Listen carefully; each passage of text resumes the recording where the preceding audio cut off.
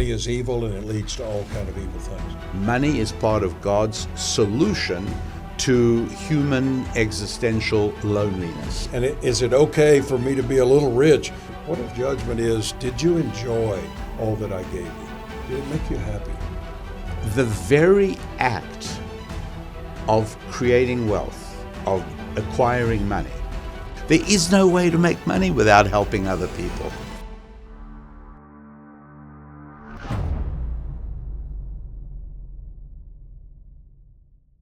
Hello, friends. Mike Hayes here, and I'm going to introduce you to my friend, Rabbi Daniel Lapin.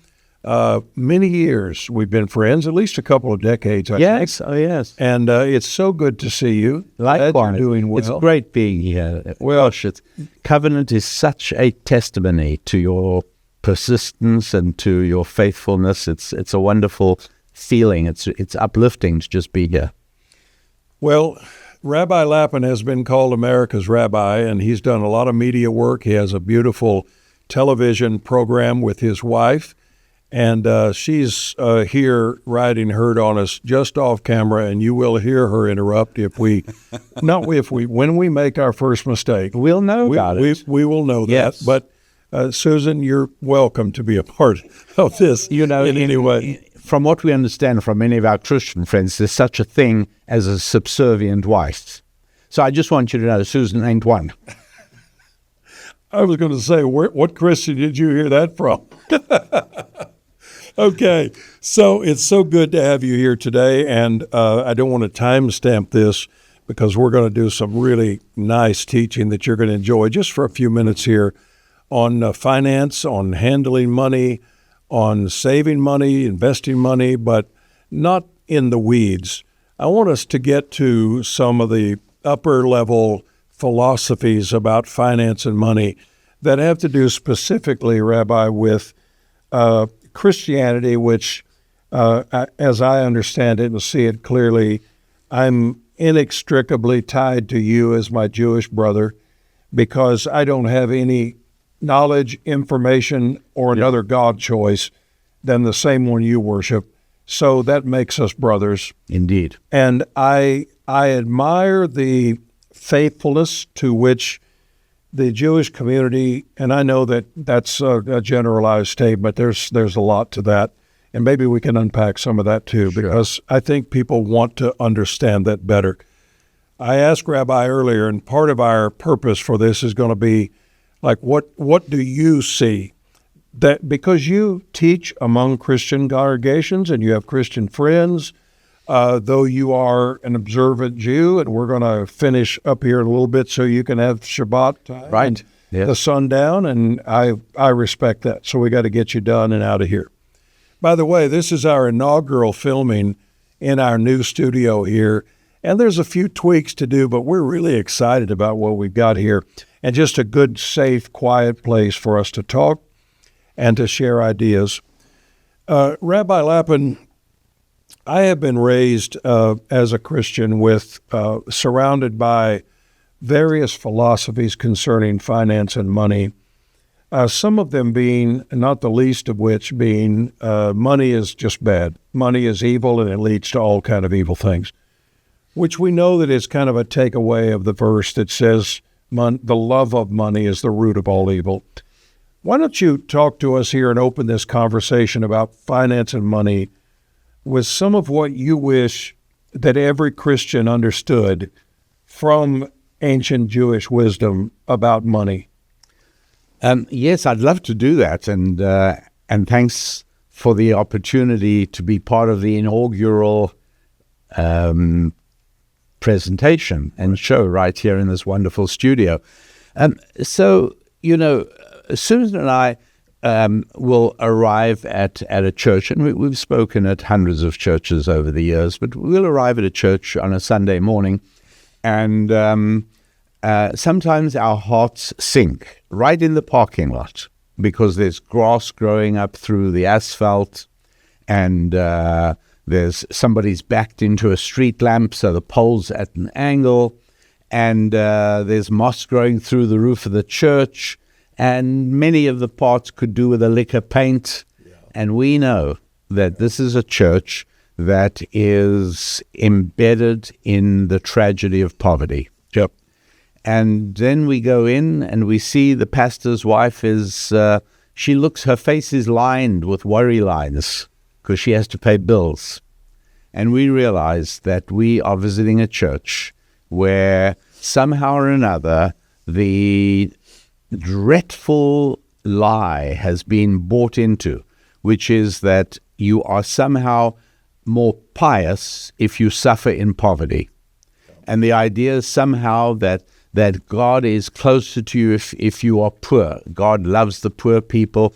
Rich people are by definition bad. And we'll hear expressions, we'll hear people say, well, they're rich, but they're quite nice people. Because so deeply embedded is this idea. And it's even in popular culture where, you find out that in movies, the villains are nearly always rich businessmen. Mm-hmm. Yeah. They're ruining the environment, or they're arranging for people to be knocked off. But it's the rich guys. People love to hate the rich, and that is not part of the Jewish tradition. It's not part of the biblical tradition. Right. Old Testament, obviously, which has chapters and chapters and chapters on financial regulation. And so we love doing financial seminars, and it's a lot of work because we're changing a mindset for a church. One woman at one of these churches said to me, well, I don't really see how to put into practice the techniques and the strategies, the spiritual principles you're teaching. She says, I'm a checker in a market. And so we made her a case study. We said, all right, we're going to say exactly what you can do. And you've got to realize that money is part of God's solution to human existential loneliness. Doing business with people leaves both sides happier than they were before. And so that's one of the reasons that the Hebrew word for a store is chanut, and it is based on the word for grace. In other words, God smiles at a store.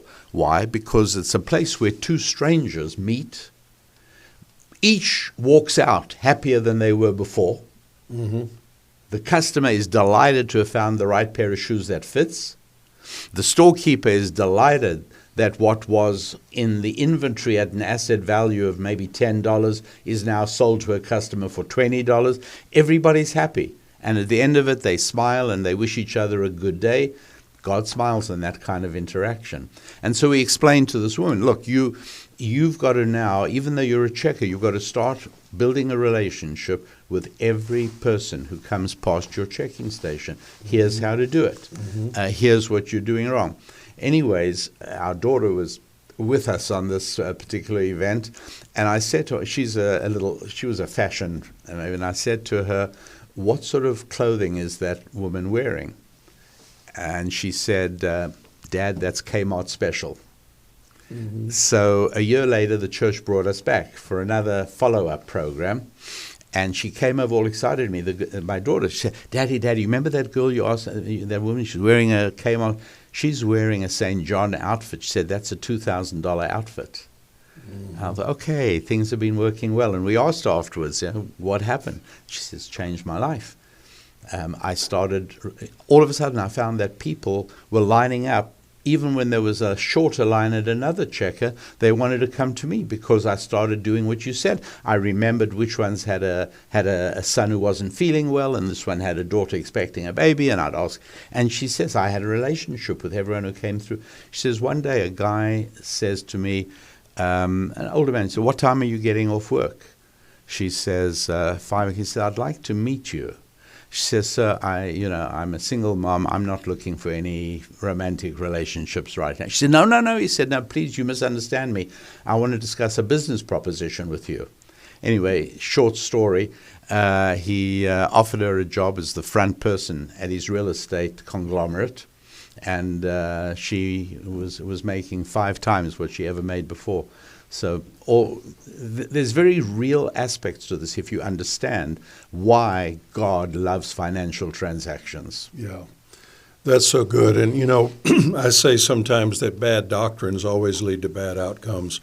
And one bad doctrine that has to be straightened out, that I work against constantly in New Testament lore, is that when Jesus taught his lessons on happiness, which is in my Real Happy book, by the way, the very first one of those Beatitudes is one of the most misunderstood. It's translated poorly, in my opinion. It's translated from the word makarios in the Greek that they use there, is the word that got translated somewhere in the middle centuries to blessed, which is a real righteous sounding word. Sure is. Makarios was happy. That's what it meant. Blissfully happy. Makarios was a word that the Greeks had reserved for only their pantheon of gods. They didn't believe that commoners could have this kind of happiness. So when Jesus was teaching them and said, if you want this kind of happiness that you think only the gods can have, now watch how we miss it with the translation to English. The King James Version is, "Blessed are the poor in spirit, for theirs is the kingdom of heaven." Oh. The translation, when you look at it more closely and accurately, is, "Unbelievably happy are those who will make room in their heart for eternal things." Because it's the word void, not poor as in broke, but create an empty place. Now, what was he trying to say? You'll be happier if you'll give important and eternal things some space in your life, because otherwise you're going to be filling it with every kind of object in the world, trying to be happy, and that's not where real happiness comes from. You're also beset, as I am, by bad translations. In my case, dreadful translations out of the Hebrew text in the Old Testament, and in your case, dreadful translations out of the Greek. Yeah, it is. And one or two missed words. Now, see, for instance, that verse that I just quoted, it gets used then by various denominations, mostly the Roman Church, to start what is called a vow of poverty. So if you're going to be in the ministry, Jesus said you're blessed if you're poor, so you're going to be poor. And in fact, I read a book by an old monk from centuries ago, and his chagrin at having one outfit left when he passed, because they tried to time their death to when their garment was totally worn out. Because if they died and they had a fairly new garment, they were sure that God was going to be displeased with them for eternity. And of course, they didn't have children to whom to bequeath it to, right? No, nobody to leave it to. Right. Another bad doctrine about Yes. No marriage and no children and all that. But so if we are believers, and as Christians, Rabbi, we've picked up something from here or there. And some of this, and I'd like your opinion on this, I don't think this is exclusive to Christianity. It seems to me like, as I've studied various of the world's major religions around the world, non-Christian and non-Jew, there is something congruent in all of them, and all of them seem to have the same component, which is whatever their view of God is, he doesn't like me very much, and I have to appease him because he's ticked off at all of us. So I've got to give him stuff. And if I'm impoverished myself, so be it. He's probably happier with me that way than rich and thinking I'm somebody. So the idea of God, like when we wrote our book on Real Happy, Dr. Jeff and I wouldn't have put God and happy in the same sentence because it just seems too trivial. God's more important. He's not interested in my happiness. He's interested in my holiness. No, he is, we are his children. Critical verse, Deuteronomy chapter 28, verse 47. You're wondering why all these terrible things have come upon you that have been listed in the last 7 verses? It is because you have not worshipped the Lord your God with joy and happiness because of all the good that he has given you. Worship him, not good enough. Got to worship him in joy and happiness. Oh, I love that. I heard a rabbi friend once, I could call his name if I thought of it a minute, you would know him, I'm sure. But he said, what if instead of sort of the Christian view is there's a judgment, we die, God's going to judge us for our works. And he said, what if God judges us in the end of all things, and the judgment is not about our secret sins or whatever. What if judgment is, did you enjoy all that I gave you? Did you enjoy it? Did it make you happy? Well, a very influential rabbi called Samson Raphael Hirsch lived in the 1800s. He was born in the early 1800s. He died in 1888. And he had many students, and he raised many disciples. And one summer, he said to them, gentlemen, you're going to have to make arrangements for the next 5 weeks. I'm not going to be here. They said, where are you going? He said, I'm going to Switzerland to climb and explore and hike in the Alps. And they said to him, Rabbi, you can't do that. Some of us are at critical points in our understanding, our scholarship, our development. During these summer months, we're counting on being able to access you and be able to continue these ideas. He said, well, that cannot happen, because more important than that, I must have an answer when after 120 years I stand before the Lord and he says to me, Samson, what did you think of my Alps? There you go. I love that concept. Now, do you think then, Rabbi, what the scriptures teach us is that God, in fact, provides for us, is not concerned that we have wealth, but in fact wants us to have wealth, and then we can choose, because of our values, to do good things with that? It's a little bit beyond that. I'm actually going to say no, I don't agree. That's not exactly right. Here's what's exactly right.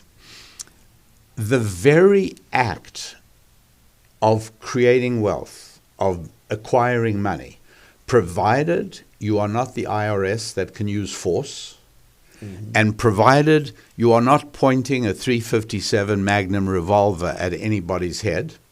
In other words, you are making money by trading goods or services consensually with another human being. You have already done good just by making the money. Now, that's very hard to understand because not everybody gets it, that you and I, we both make money if we trade with one another, because we both want what the trade yields, just like the storekeeper I alluded to earlier, right? Storekeeper would rather have $20 than a pair of shoes in inventory, and the customer would rather have the shoes than $20. Otherwise, he wouldn't have gone into the store. So both people are happy. And now at this moment, the storekeeper has made a profit, shall we say, of $10. Maybe he buys the shoes from the wholesaler at 10, sold them at 20, he's made a profit of 10. He's made money now. Now, is God waiting to see what he does with that? That's a different thing. Okay. God can concentrate on more than one thing at a time. Yeah. But that's not what's happening right now. God is patting him on the back and saying, well done. You have provided shoes for another one of my children. Now, the cynic would say, well, he didn't do it to provide any. He just did it because he wanted to make profit. And so the important thing to understand is that when God calculates things, he's not only looking at intention, he's looking at action. So, for instance, I have two neighbors, one on either side of my house. One loves me, and he tells me repeatedly that he loves the Jewish people, and he loves me, and he prays for me to find my way to heaven, however improbable that may appear. And when I'm not around, he keys my car, kills my cats, and kicks my kids. But he loves me. Mm-hmm. So in his heart, he's doing wonderful things. It's just in real life he isn't. On the other side of me lives another neighbor. Now, this guy has been quite candid to me that he's not really sure how he feels about Jews. There's a lot of problems with Jews. And after all, didn't Jews kill Jesus? And I say, well, there's nothing I can say that is going to influence you in one way or another. You can research that for yourself. But regardless of all that, when we once drove, and I know this sounds crazy, but Susan will verify, we once drove off. We were going on a family outing, but, blessed with 7 children, we drove off forgetting one of them. And so we were about, 2 miles away? 2 blocks. when we discovered that, I think it was 2 miles, but let's call it 1 mile. Okay. When we discovered that one of them was missing, so we turned around and went back. And we ran into the house, she wasn't there. Ran in the backyard, she wasn't there. And where did she go for safety while we were away? The neighbor, who's not too crazy about Jews. And she was sitting there with a basket of toys and having a great old time. And when we were away on vacation and our water heater burst, guess who went in, cleaned up the mess, got a plumber in to take care of the neighbor who's not sure how he feels about Jews. Now, who do I prefer? Which neighbor's better for me? Yeah. So it's action that really matters. And so one has to get over that capitalistic cynicism and recognize that shoe store or the plumber or whoever it is serving me, and I'm happy to pay him because I want him to come back next time I have a problem. He's done me a favor. I feel very warmly towards him. And somebody said, why are you so emotional about it? You paid him. Yeah, that's separate. I paid him because that was, but he used his hands and his tools to take away my problem. It's beautiful. It's a wonderful thing. Mm-hmm. And so that is very much a key. It's not, you're allowed to keep 90% of the profit you make. That's wonderful. You give at least 10% to God. That's wonderful. But don't lose sight of the fact that making the money in the first place is pleasing God. Customer service and worship service, very similarly, closely related. When you take care of another person, regardless if he pays you, no matter how much he pays you, but you're taking care of another one of God's children, he's smiling up there. I think that's it's interesting that you're using the term. We talk about making money. There's a difference in making or creating money and in printing money. Is that right? Well, it's so interesting because Hebrew and English are among the few languages that distinguish between making money and getting money. It's so interesting you should bring that up. Because, for instance, in Spanish, and my Spanish is terrible, but there's a word that is used, like if somebody wins money, it's a lottery, that's exactly the same verb as making money because your boss paid you your salary. And so people often say, well, money can't make you happy. And I always correct that because making money makes you happy. Getting money does. Inheriting money almost always causes you a problem. Mm-hmm. Winning the lottery, God should spare you from that because it nearly always weakens and worsens the lives of the people who won the money. But making money is an uplifting sensation. Because the only way you can make money, there is no other way. The only way you can make money is by serving at least one other human being. And that means I've done a service to God because any father, even our Father in heaven, is happy to see me do a service for another one of his children. So I think what we're hearing, and it's so good, is that the creation of wealth, making money, through transactions, providing something that's genuinely needed. And I know there are, well, first of all, it's hard for me to understand that there are guys that get up earlier than me every morning and figure out how to cheat you out of your money. So there's a lot of scamming going on, and the internet thing is replete with that. But those who make an honest day's wage, those who create wealth, out of transactions and faithfulness. And I almost think, and I don't want to back up into this too far, but I was thinking as you explained that last, when you said I disagree with that, but here's the answer.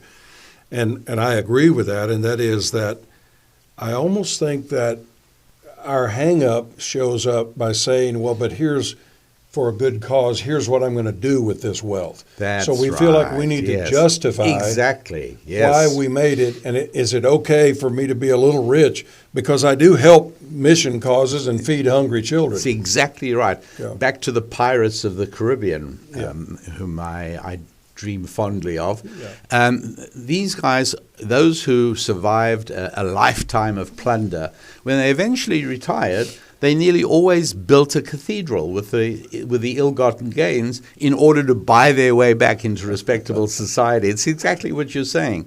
But yes, there are scammers out there, and I'm worried you're implying that my friend, the Nigerian prince who promised to send me a whole lot of money next week, may not really. I would never suggest that. Okay, I'm sure that's going to come through for you. Good. Okay, good.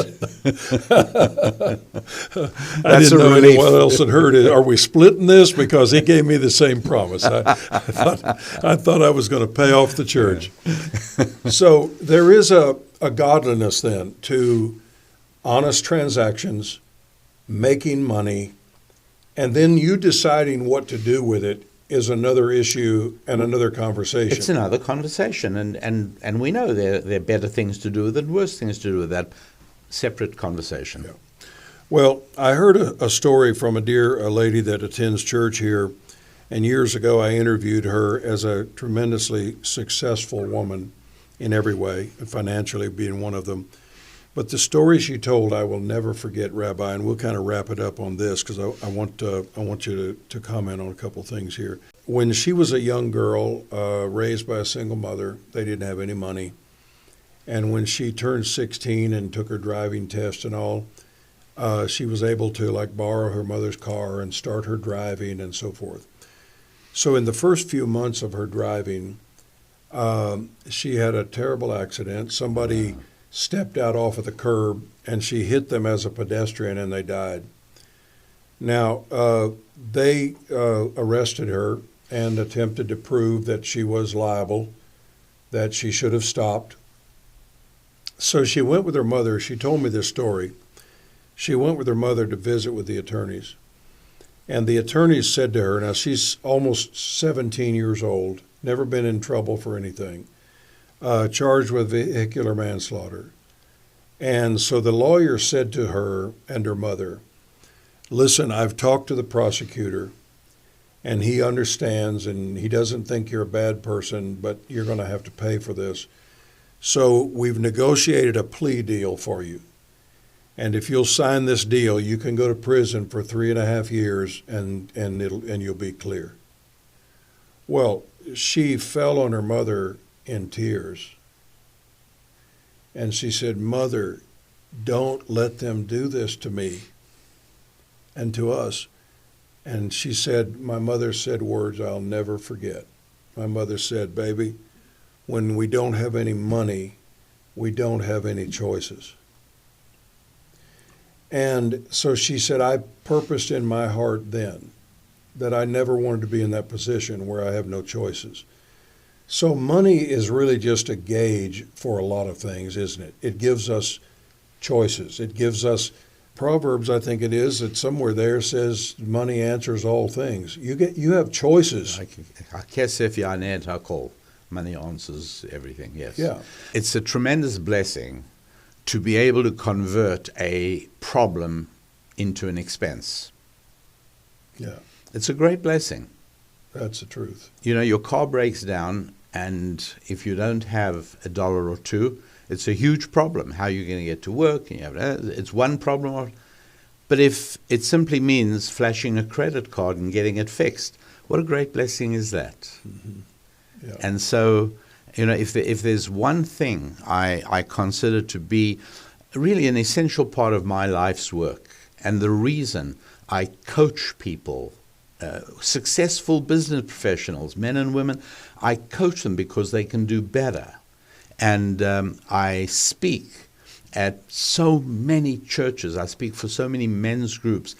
You've got a wonderful kingdom ministry right over here that I've had the honor of speaking for. Yes. Wonderful, wonderful group of people, really passionate and exciting people, helping people realize that the blessing of wealth is for everybody, especially God's children, especially. And that there are specific things we can all do. You know, people often say to me, well, how's it possible? You know, I know this guy who's a real saint. I mean, his whole life he's just cared about other people. He's done all the right things. And he's so poor, he struggles. We even have trouble getting him to agree to accept help from us. How can such a good person suffer in poverty so much? And my answer to that is, imagine the saintly good guy who steps off the 20th floor of a building, and after an exhilarating 10-second ride, he hits the bottom and dies. And he comes before the heavenly throne, and he says to God, I don't understand.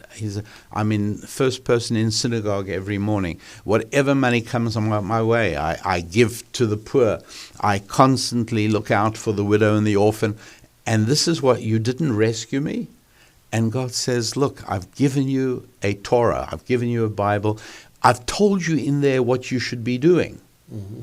And one of the things you should not be doing is stepping off a 20-story building.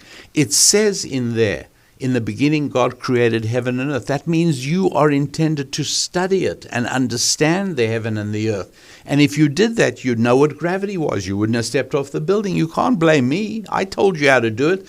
And it's like that with money as well. The 5 books of Moses are filled with guidance and advice on how to make, again, it's more accessible in the Hebrew than the English, I'll agree to that, but it's there. And you should have done that. The fact that you were first in the synagogue and the first that you took care of the widows and the orphans and that's all lovely. But in addition to that, you should have been doing the things that create wealth, because that would have pleased me, because it means you're also helping other people. There is no way to make money without helping other people. That is a tremendous story and an example, and that's a great place for us to make some comments and end here. And that is that it was exactly what was on my mind, is that I was thinking, how can I close this out by saying to people, it isn't enough just to realize that it's written in the Scripture. It isn't enough to believe by just sitting back and doing nothing that this is all going to come up on you. It's not magic. It's not free money in the mailbox. It's not lottery mentality. That's really a poverty mentality. Exactly. I'm going to care less. I'm going to study nothing. I'm going to do nothing right. I'm going to laze around, and then magically I'm going to be suddenly, because the Scriptures promise us that.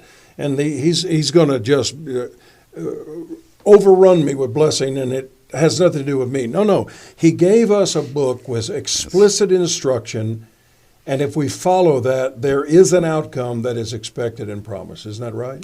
100%. So exactly it's not only important to know it, but it's important to do it. And I would encourage you to, we will give a link here and get Rabbi Lapin's written material. He has entire courses on this to make you the smartest one in the room. And I want to see you really blessed. I want to see you really prosper. What we're doing today with this initial conversation is just trying to get over some of the roadblocks that shouldn't be in your path.